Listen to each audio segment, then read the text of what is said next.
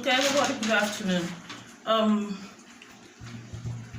It's been long. I ought to have rounded up with that class I promised us to the other time. So on how to create that fascinator I called I named the structured fascinator. So like I said earlier on, I mentioned something rather. I said sometimes we create designs that we actually create without the use of modes. Okay, there are sometimes we just create designs without actually using modes. Okay, or let me put it this way: we create designs out of already an existing design. Okay, if I can use that word, we create design. Sorry, let me direct the lightning here to this place. Okay, I think it's better like this. We create designs out of already existing design. Okay, now this is a round mode. Okay, just like we have the bottom mode. This one is the bottom mode. Now I created that design I posted on my wall. I created it out of this blocked SINAMAY. Okay, where's the mode? Let's have a look for it. Out of this SINAMAY, what I did was I'm trying to summarize the class anyway. What I did was to cut out the shape. Now you can cut any shape you want. Okay, then I placed on the blocked SINAMAY.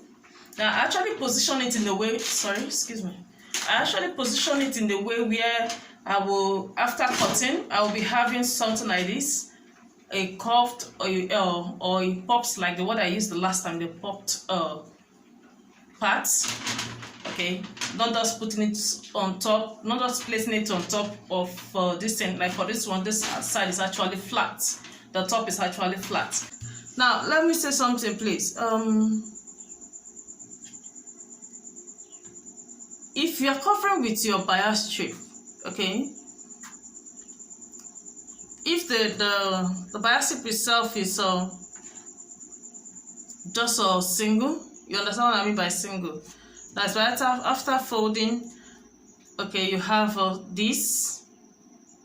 I will advise you, except you want to double it, okay.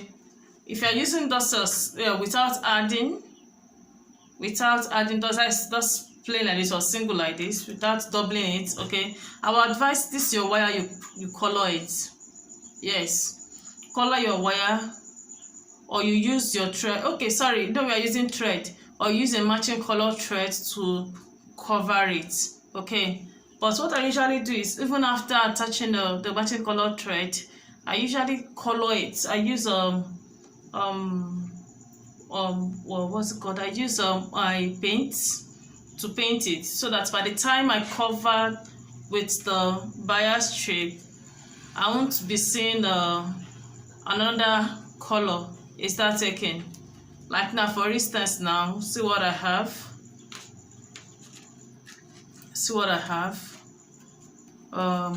This.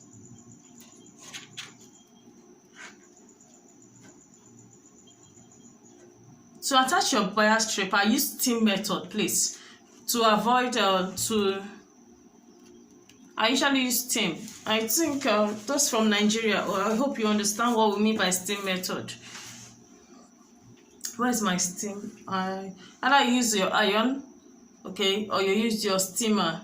So I use steam so that this side will not will actually lie flat to the design itself. Or if you don't have steam, or if you don't know how to make use of the pressing iron, do this. When you're ironing your bias strip, okay, don't iron straight. Where's my pressing iron? Don't iron straight. do as if you want to curve, iron in a curve position. Okay, that's how I usually iron. I'm actually using small solar, not the big one, generator, sorry. So I can't use pressing iron. I would have, okay, next class I'm going to show us how to iron or curve a bias strip when ironing. Okay, now when you're ironing, just do as if you are curving it, or you can use, I use tips sometimes. I use the tip of a mold. For instance, this. If you don't have flat brim, you can use this. I think this is better. After you have folded the tip, please. After you have folded the tip, what we are trying to do is to ensure that the bias strip is curved. But since this one is smaller, if you have a very tiny mold, for example, the one we use for this, I think that would be preferable. See, by the time you bring it out, you see that it's curved. Do you get me? So I'll prefer let's use a small mold. Oh, I already have something. I already blocked this, so I don't have another smaller mold. So okay, I believe you got the explanation. Use a very small mold if you have that. Use it to curve your what's it called? Your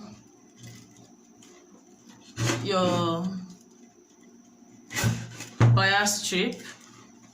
Okay, so that it will actually come down this way.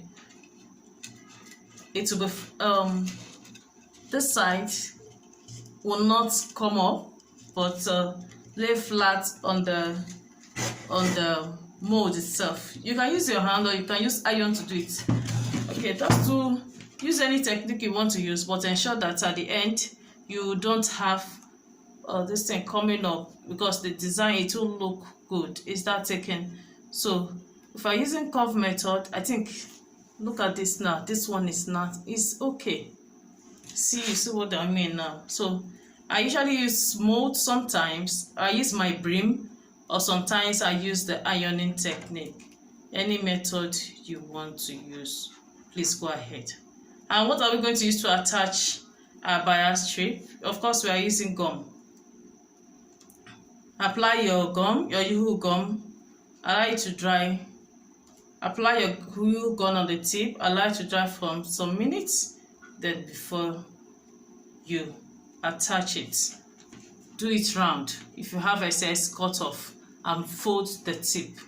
I believe we can attach. I believe I'm not talking to beginners, please. Okay, so I'm just trying to like I said, I'm using oral method. I'm not actually doing fully practical, please.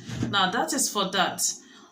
When you are done with covering with your bias strip, the next method is how to make that SINAMAY leaves on the design. Oh, sorry, that's SINAMAY design, leaf design, okay, or flower design, anyone you want to call it. So that is the next method. I think okay, let me pause the class for now. I will attach it to the video. Thank you very much.